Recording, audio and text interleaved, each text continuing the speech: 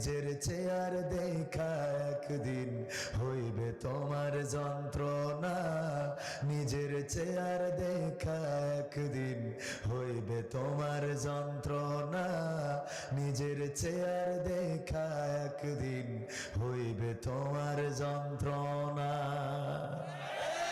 ঠিক না বেঠে? চেহারার এই সৌন্দর্য যেমন থাকে না, যৌবনের গরম যেমন থাকে না, আমাদের দাঁড়িয়ে সোজা থাকার শক্তি যেমন থাকে না, চেয়ার যারা পায় এই চেয়ারও চিরদিন থাকে না, চেয়ার চিরদিন থাকে না। কিন্তু যেই চেয়ারটা হারায় পরে ওই চেয়ার দেখে যদি অনুশোচনা হয় তাইলে বুঝে নিতে হবে ওই চেয়ারে বসে ভালো কোনো কাজ করা হয় নাই। ঠিক না বেঠে? চেয়ার দেখে অনুশোচনা করা যাবে না। মুহতারাম দায়িত্বশীল, উনার যদি দায়িত্ব থেকে অপসারণ করা হয়, ওমর রাদিয়াল্লাহু তাআলা আনহু খালিদ বিন ওয়ালিদ রাদিয়াল্লাহু তাআলা আনহুকে সেনাপতির পদ থেকে বহিষ্কার করলেন। বহিষ্কার করার পরে সাধারণ সেনাপতির কাতারে দাঁড়িয়ে গেলেন। ওমর রাদিয়াল্লাহু তাআলা আনহু দেখলেন খালিদ বিন ওয়ালিদ রাদিয়াল্লাহু তাআলা আনহু কোনো অভিযোগ করে নাই, কোনো প্রশ্ন তোলে নাই, কোনো কথাও বলে নাই, কিচ্ছু বলে নাই। একদিন আল্লাহর নবীর খলিফা, আল্লাহর নবীর কাছের সাহাবী ওমর রাদিয়াল্লাহু তাআলা আনহু ডাকলেন, ওগো খালিদ বিন ওয়ালিদ এদিকে আসো, তোমার সাথে আমার কথা আছে। কি কথা? মুহতারাম আমিরুল মুমিনিন বলুন, কি এমন কথা আপনার আমার সাথে আছে? বললেন, তোমাকে খলিফার পদ থেকে আমি বহিষ্কার করে সাধারণ সেনা হিসাবে নিযুক্ত করলাম। এটা নিয়ে তোমার কোনো অভিযোগ তুমি করলে না, এটা নিয়ে কোনো প্রশ্ন তুমি তুললে না, কারণটা কি? বলল, আমি দায়িত্ব পেয়েছিলাম, আল্লাহ দিয়েছিল, আবার দায়িত্ব যখন চলে গিয়েছে আমি বুঝে নিয়েছি আল্লাহ আমাকে এই পদের জন্য এখন রাখতে চান নাই। এটা নিয়ে আমার কোনো প্রশ্ন নাই, কোনো দুঃখ নাই, অনুশোচনা নাই। সাধারণ সেনা হিসাবে আমি দায়িত্ব পালন করে যাব। আল্লাহর নবীর সাহাবী, ইসলামের দ্বিতীয় খলিফা ওমর রাদিয়াল্লাহু তাআলা আনহু বললেন, তুমি যদি প্রশ্ন নাও তোলো তাও আমি তোমার কিছু উত্তর দিয়ে দিতে চাই। ওগো খালিদ বিন ওয়ালিদ, দেখো তুমি যখন কোনো যুদ্ধে যাও তখন সেই যুদ্ধে বিজয় অর্জিত হয়ে যায়, আর এই বিজয় অর্জিত হওয়ার কারণে অনেকেই বলা বলি করছে খালিদ বিন ওয়ালিদ যাওয়া মানে বিজয় ছিনিয়ে আনা। তার মতো সেরা সেনাপতি আর নাই, তার মতো সুদক্ষ সুযোগ্য যুদ্ধ পরিচালনার যোগ্যতা আর কারো নাই।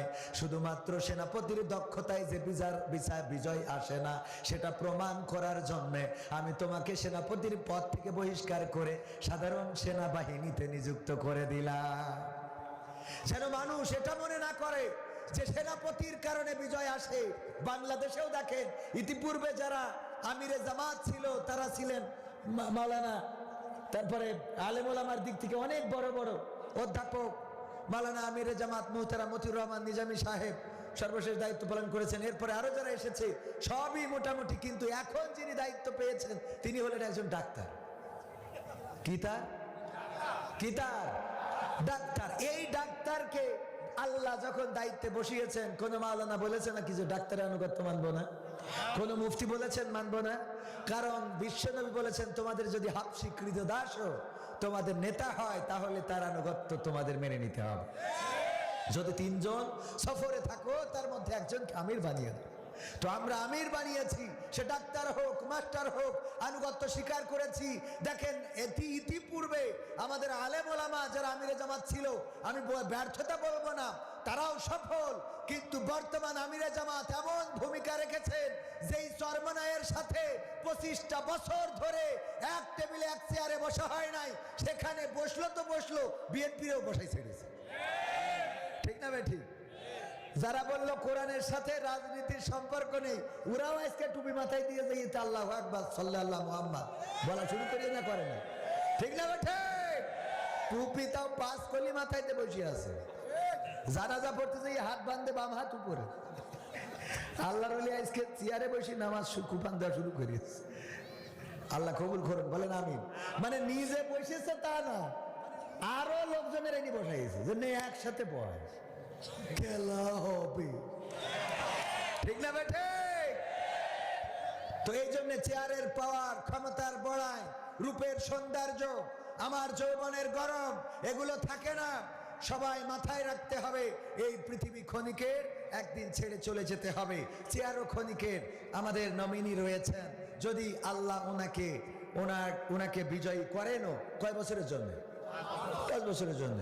তারপরে আবার যদি কাজ ভালো হয়, কর্ম ভালো হয়, দিতে পারে, নাও দিতে পারে।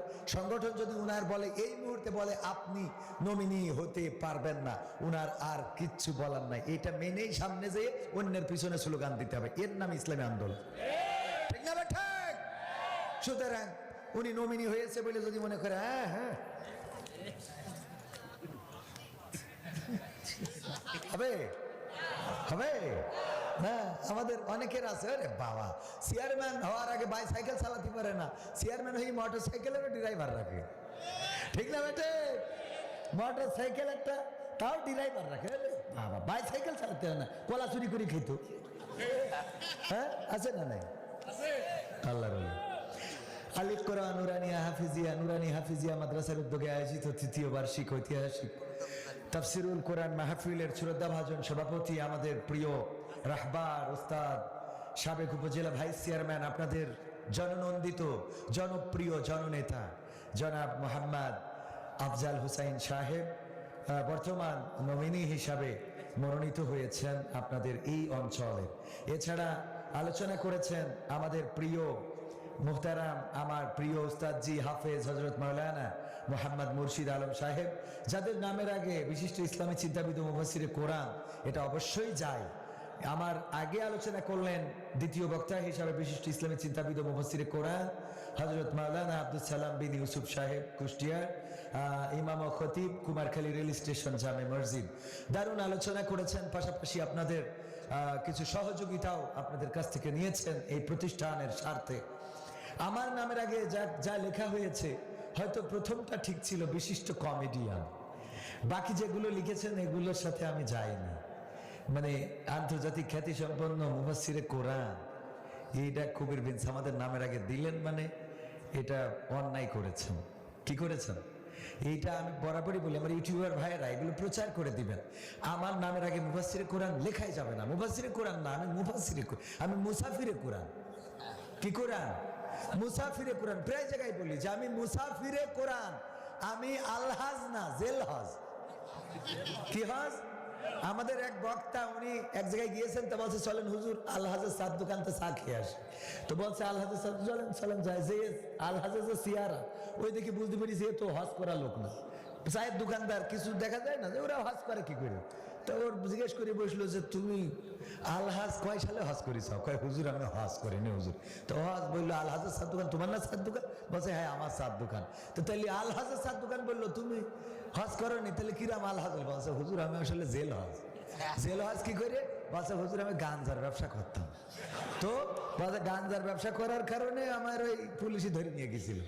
তো ধরে নিয়ে যে জেলে দেওয়ার পরে আমি দেখি ওখানে একমাত্র আমি আল্লাহর ওলি, বাকি সব তো অপরাধী। মানে মাওলানা, মুফতি, মুহাদ্দিস মতিউর রহমান নিজামী, দেলোয়ার হোসেন সাইদি, কাদের মোল্লা, কামরুজ্জামান, মামুনুল হক, আমির হামজা, সব পীর সাহেব সব জেলখানায়। আমি দেখলাম একমাত্র ভালো মানুষের মধ্যে। তো আমি দেখলাম যে যেহেতু আমি একাই ভালো, তাহলে আমি ভালো থেকে লাভ কি, ওদের মতো অপরাধী হই। তো আমি তওবা করি, ওদের সাথে মিল রেখে বললাম জীবনে বেরোয় আর গাঞ্জার ব্যবসা করবো না, কারণ সব আল্লাহওয়ালা জেলখানায়, আমি একা ভালো মানুষ। তো এই যে বের হইয়ে এখন আর গাঞ্জার ব্যবসা করি না, নিজেও খাই না।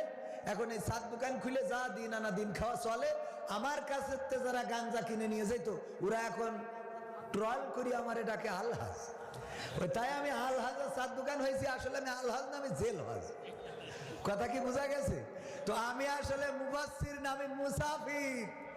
কথা মনে থাকবে ইনশাআল্লাহ। তো এই জন্য আপনাদের ক্লিয়ার করে দিলাম, আমার নামের আগে এত কিছু তো বসানো যাবেই না। আমি বলি শুধুমাত্র কবির বিন সামাদ বসাবেন। তো অনেক উস্তাদ রয়েছেন, অনেকেই রয়েছেন গণ্যমান্য ব্যক্তিবর্গ, যাদের পায়ের জুতা জোড়াটা সোজা করে দিতে পারলে নিজেকে ধন্য মনে করতাম। অনেকেই রয়েছেন আমার সামনে উপবিষ্ট দিনদার ইমানদার মুসলমান ভাই বাবাজিরা, যারা তাহাজ্জুদ গুজারি আবেদ লোক, এমন মানুষ রয়েছেন মুস্তাজাবুদ দাওয়া, যারা হাত তুললে তার হাতটা আল্লাহ ফিরায় না, এমন অনেক মানুষ এখানে রয়েছেন। তাদের সামনে বসে বেয়াদবের মতো কথা বলছি, আল্লাহ আমাকে ক্ষমা করুন। যেহেতু বসিয়েছেন পর্দার অন্তরালে মা বোনেরা, দাঁড়ানো আমার যুবকেরা, বাজারে মাইকের আওয়াজ যারা শুনছেন, সবাইকে আনুষ্ঠানিকভাবে সালাম জানাচ্ছি, আসসালামু আলাইকুম ওয়া রাহমাতুল্লাহ। আমরা আল্লাহর শুকরিয়া আদায় করছি যে মহান রব আমাদের উপরে দয়া করে মায়া করে আমাদেরকে মানুষ হিসাবে সৃষ্টি করেছেন। অথচ আল্লাহ চাইলে যদি আমাদের পিপিলিকা বানাইতেন, পিপিলিকা দেখেন রাত 12টার সময় চিন্তা করলো আমাদের ওই পাশে যেতে হবে, ছেলেটা বিয়ে দেওয়ার দরকার, বড় হয়েছে, একটা পাত্রী দেখে আসি। তো রাত 12টার সময় রওনা করেছে, এই পাশ থেকে রাস্তার ওই পাশে সার ধরে মেয়ে দেখে পছন্দ হয়েছে, কইছে বরযাত্রী নিয়ে আসো। পিপিলিকার দল চলে এসেছে, বর সাজাই নিয়ে লোকজন নিয়ে, মানে ওদের পিঁপড়ে নিয়ে লাইন দিয়ে যাচ্ছে বিয়ের জন্য। রাত কয়টার পরে? 12টার পরে। মাহফিল শেষ করি আমার আব্দুল সালাম ভাই, আব্দুল সালাম বিন ইউসুফ ভাই, উনি উনার বড় এক্স করলা গাড়ি নিয়ে যাচ্ছে, রাস্তায় যে লাইন ধরেছে বিয়ে বাড়ি যাচ্ছে, এইটা ওনার দেখার টাইম আছে? চাকা চালাই দিল, বর মূল্য না, বউ মূল্য না, শ্বশুর মূল্য না, শাশুড়ি মূল্য, খোঁজ নেছে কোনোদিন? এক চাপায় শেষ। আল্লাহ চাইলে এমন পিপিলিকা আমাদের বানাইতে পারতো না? পারতো না। আমি হাসানোর জন্য বলি নাই, শুধুমাত্র চিন্তার খোরাক দিলাম আল্লামা সাইদির মতো।